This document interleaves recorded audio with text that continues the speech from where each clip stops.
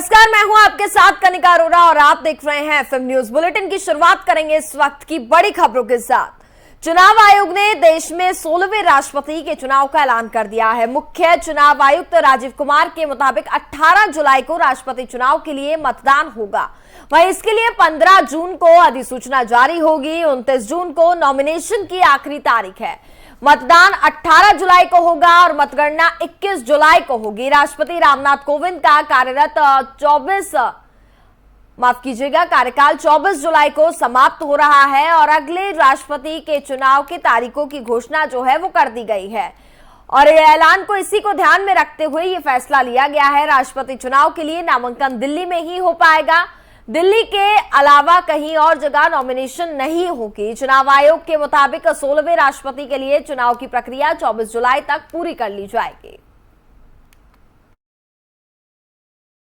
सभा में, लोकसभा में और लेजिस्लेटिव असेंबलीज में they are not form of part of the electoral college and therefore they are not entitled to vote. Similarly, members of the legislative councils are also not electors for the president election.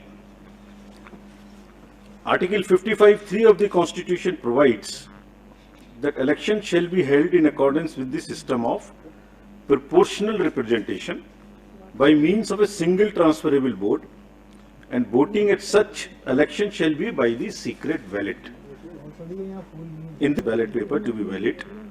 और अगर किसी voter ने प्रथम choice नहीं दी और बाकी choice दी तो उसका वोट कैंसिल हो जाएगा। एक दूसरी विशेष बात है कि वोट देने के लिए आयोग अपनी तरफ से पेन प्रोवाइड करेगा। यह पेन पहले से ही एआरओस के पास रहेंगे और डेजिग्नेटेड ऑफिसर द्वारा मतदान केंद्र में वोटर्स को मत पत्र सौंपते समय दिए जाएंगे। So they have to vote only by that particular pen. If किसी अन्य पेन का उन्होंने उपयोग किया तो मतगणना के समय उनका वोट इनवैलिड करार दे दिया जाएगा। The election commission in consultation with the central government appoints the ROs once from the Lok Sabha and second time from the Rajya Sabha. So this time Secretary General Rajya Sabha will be appointed as the returning officer for the present election. Taken in Parliament House and in the premises of the state legislative assemblies, including the legislative assemblies of NCT of Delhi and Puducherry, and the rule provides where legislative assembly meets for transaction of business. So this is what is provided in the rule itself, and the polling is required, if required, shall take place in these places, and the list of these polling stations. देश का अगला राष्ट्रपति कौन होगा? राष्ट्रपति चुनाव की तारीखों का ऐलान जो है वो कर दिया गया है। 18 जुलाई को राष्ट्रपति का चुनाव होगा। इलेक्शन कमीशन ने तारीखों का ऐलान कर दिया है। 21 जुलाई को वोटों की गिनती की जाएगी। 21 जुलाई को देश का 16वां राष्ट्रपति हमें मिलेगा। 29 जून को नामांकन की आखिरी तारीख है। बता दें कि 25 जुलाई तक नए राष्ट्रपति को लेनी होगी शपथ। 24 जुलाई को खत्म हो रहा है राष्ट्रपति रामनाथ कोविंद का कार्यकाल। राज्यसभा सांसद, लोकसभा सांसद और विधायक करेंगे वोट। 1, 2, 3 चॉइस बतानी होंगी। पहली चॉइस ना बताने से वोट रद्द हो जाएगा। 4033 विधायक और 733 सांसद डालेंगे वोट। चुनाव के दौरान कोविड प्रोटोकॉल का होगा पालन।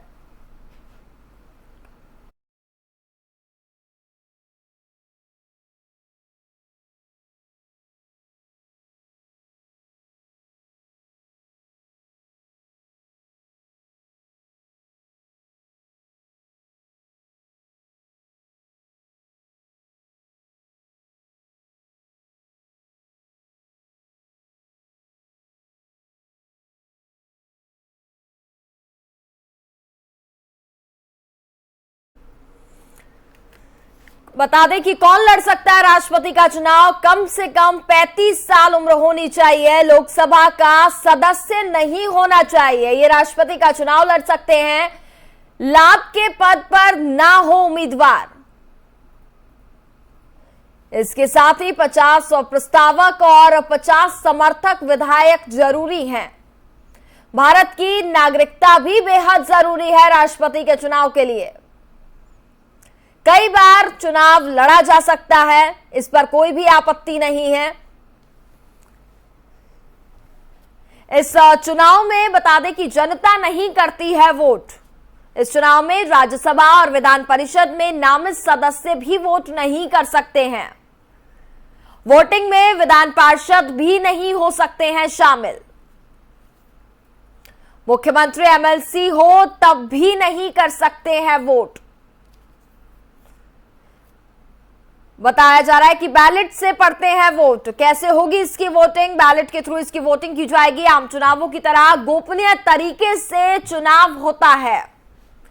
वोटिंग के लिए ईवीएम नहीं, बैलेट पेपर का इस्तेमाल किया जाएगा। निर्वाचक किसी को दिखा नहीं सकते हैं अपना वोट। राज्यसभा सांसद, लोकसभा सांसद और विधायक ही वोट करते हैं। एक सदस्य एक ही वोट कर सकता है। वोट डालने की प्रमुखता अलग अलग सांसद विधायकों की प्रमुखता को कहते हैं वेटेज। दो राज्य के विधायकों के वोटों का वेटेज अलग राज्य की जनसंख्या के आधार पर तय होता है। वेटेज तय करने की प्रक्रिया को अनुपातिक प्रतिनिधित्व व्यवस्था भी कहते हैं। मौजूदा समय में वोट वेटेज 5,46,320 है। 245 सदस्यों वाली राज्यसभा में अभी 203 सांसद हैं। 543 सदस्यों वाली लोकसभा में अभी 540 सांसद हैं। चुने गए सदस्य राष्ट्रपति चुनाव में वोट डालेंगे। सबसे ज्यादा वोट से जीत तय की जाएगी। कुल वेटेज का आधा से ज्यादा हिस्सा बेहद जरूरी बताया जा रहा है। चुनाव में पहले से तय होता है जीतने के लिए वोट। इलेक्टोरल कॉलेज के सदस्यों के वोटों का कुल वेटेज 10,98,989 है। वहीं जीत के लिए प्रत्याशी को हासिल करने होंगे 5,49,442 वोट। सबसे पहले वोट हासिल करने वाला प्रत्याशी ही जीतेगा।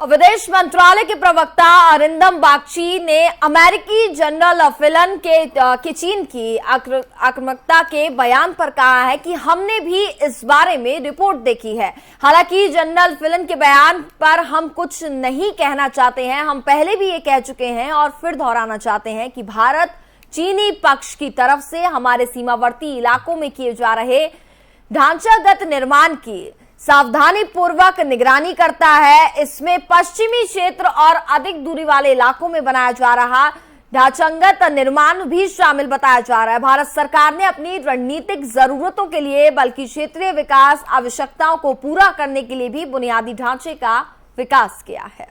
Takes all adequate and appropriate measures to safeguard territorial integrity and sovereignty, as the developments in recent years have clearly demonstrated.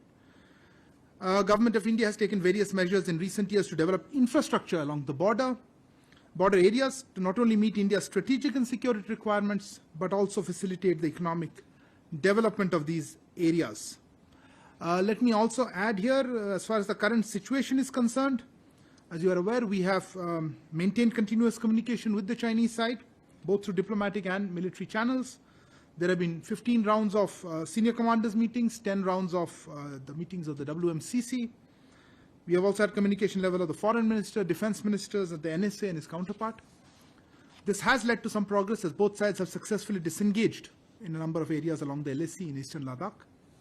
We will maintain our dialogue with the Chinese side to resolve the remaining issues. The two sides have also agreed to hold another round of senior commanders meeting as decided in the last week's meeting of the WMCC. It's our expectation that in these talks the Chinese side will work with the Indian side to reach a mutually acceptable solution for the remaining issues, given that both sides also agree that the prolongation of the existing situation is not in the interest of either side or overall relations. We have always maintained that restoration of normalcy will obviously require restoration of peace and tranquility along the LAC, which had been disturbed by the Chinese actions in 20. प्रधानमंत्री नरेंद्र मोदी ने आज दिल्ली के प्रगति मैदान में biotech startup expo 2020 का उद्घाटन किया है। इस मौके पर बोलते हुए प्रधानमंत्री नरेंद्र मोदी ने कहा कि भारत की विविध आबादी और जलवायु क्षेत्र देश के बायोटेक उद्योग के विकास के पीछे प्रमुख कारक है। इसके साथ ही उन्होंने और क्या कुछ कहा, आपको सुनाते हैं।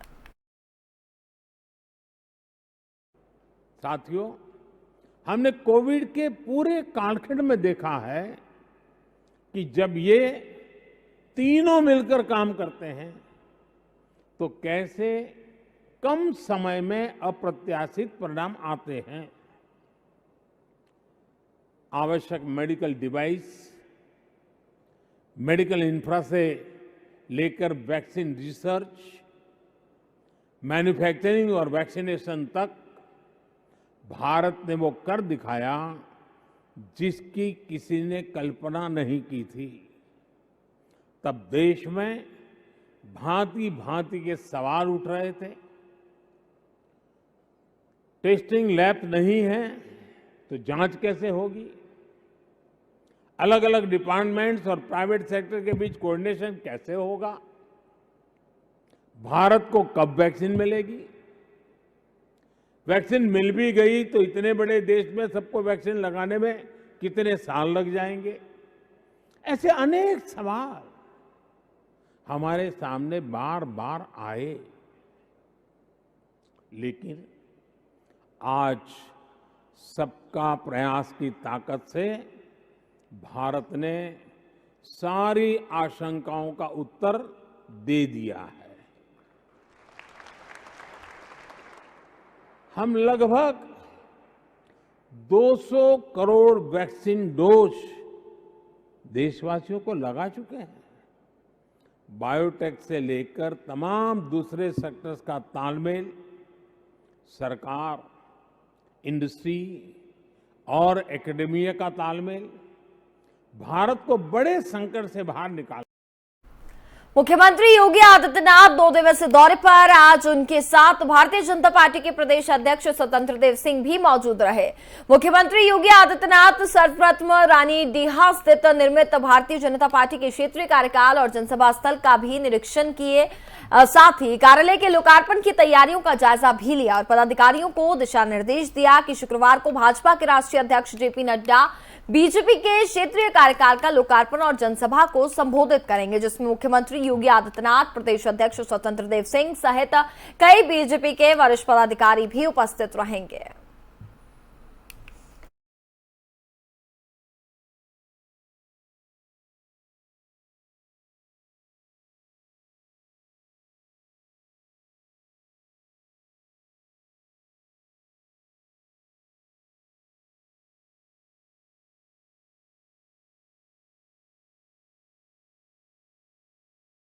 ग्रेटर नोएडा के जेवर में किसानों के द्वारा महापंचायत का आयोजन किया गया। महापंचायत को संबोधित करने के लिए किसान नेता राकेश टिकैत के जेवर पहुंचे, जहां उन्होंने किसानों को संबोधित किया। किसानों का कहना है कि जेवर एयरपोर्ट के नाम पर जमीन अधिग्रहण कर जिन किसानों को दूसरी जगह स्थापित किया गया है, उन्हें मूलभूत सुविधाएं उपलब्ध कराई जाए।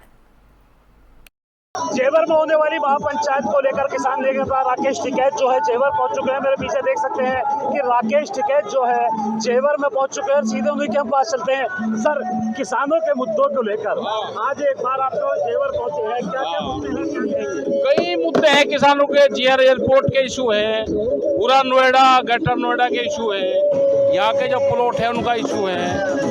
ये सर, इसके अलावा 64% की बात है, जिन किसानों को दूसरी जगह विस्थापित किया गया था उनको सुविधाएं नहीं मिल पाई। वो सारे इशू हैं। यहाँ पर अधिकारी आएंगे तो बातचीत करेंगे, सब इशू है। अब पंचायत की आपने घोषणा की है, कब तक ये आंदोलन जारी रहेगा, क्या कहेंगे प्रशासन? प्रदेश में चलेगा, कहीं बिजली का इशू होगा, कहीं भाव का रहेगा, कहीं भुगतान का रहेगा, कहीं धान के क्रय केंद्र का रहेगा। सरकार जब तक बातचीत करके समाधान नहीं करेगी, आंदोलन जारी रहेगा। सर, सरकार जो है बात करने की आपने बात की, क्या लगता है कि दिल्ली में बड़ा धरना प्रदर्शन चला, उस दौरान जो है वार्ता को नहीं आई, आप दोबारा भी उस वार्ता को लागू करें। जो दिल्ली में वादा हुआ उसको पूरा करें उत्तर प्रदेश में। उत्तर प्रदेश की क्योंकि बात की है, बड़े पैमाने पर किसानों के खिलाफ मुकदमे दर्ज हुए हैं। किसानों के मुकदमे के वापसी की भी बात की जाएगी और जो 64% के साथ साथ जिन लोगों भूमि दर नहीं है उनको भूमि की बिल्कुल सारी चीजें होगी। यहाँ पर अधिकारियों से बातचीत होगी, इन सब इशू पर बात होगी। अच्छा, अगर किसानों की वार्ता नहीं मानी जाती है, आंदोलन किस तरीके से चलेगा? नहीं बात मानी जाएगी, क्या कोई किराए पर है फिर आओगे? ठीक है, तो ये तो किसान नेता राकेश टिकैत, जिनका साफ तौर पर कहना है कि किसानों की मांगों को अगर नहीं माना जाता है तो आंदोलन वादस्तूर जारी रहेगा और दोबारा से आंदोलन को जो है बड़े पैमाने पर किया जाएगा। राकेश टिकैत दिल्ली के बाद जेवर में पहुंचे हैं, जहां पर वो किसानों को संबोधित करेंगे और संबोधित करने के बाद किसानों के जो मांगे हैं उनको मनाने का काम किया जाएगा। कैमरामैन ऋषभ के साथ ताहिर से भी FM न्यूज।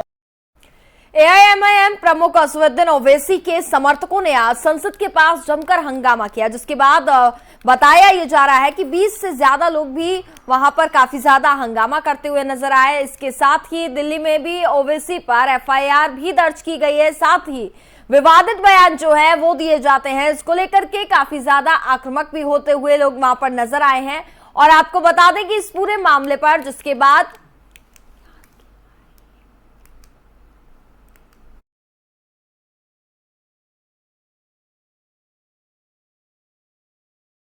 ज्यादा लोगों को शांति भंग करने के आरोप में हिरासत में लिया गया।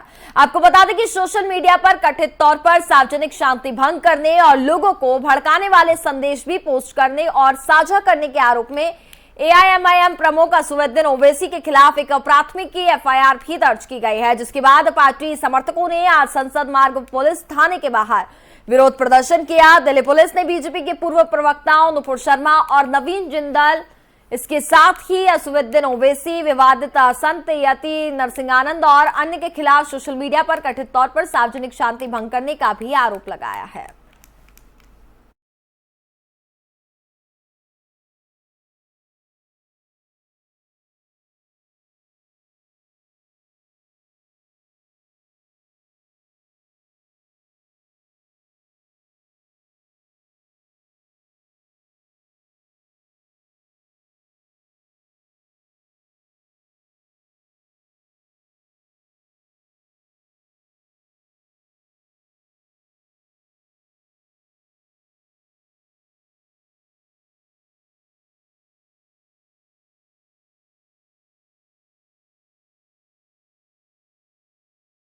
बिहार से इंसानियत को शर्मसार कर देने वाली घटना सामने आई है। समस्तीपुर जिले के सदर से ये पूरा मामला बताया जा रहा है, जो कि सामने आया है, जहां सदर अस्पताल से ये एक मामला सामने आया है। इस मामले में अगर हम बात करें तो काफी ज्यादा शर्मसार करने वाला ये मामला है, जहां पोस्टमार्टम के बाद एक परिवार को बेटे का शव देने के लिए गरीब मां को दर दर भटकना पड़ा और 50 रुपए भी मांगे गए।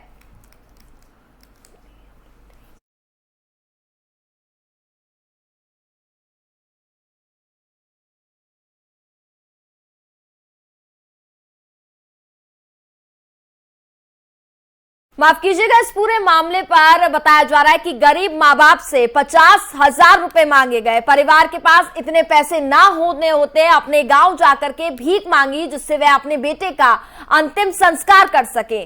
वीडियो होने के बाद अस्पताल प्रशासन की काफी आलोचना होने के बाद इस मामले में स्वास्थ्य मंत्री मंगल पांडे ने संज्ञान लिया। 24 घंटे के अंदर सीएमएचओ से पूरी रिपोर्ट भी मांगी गई है।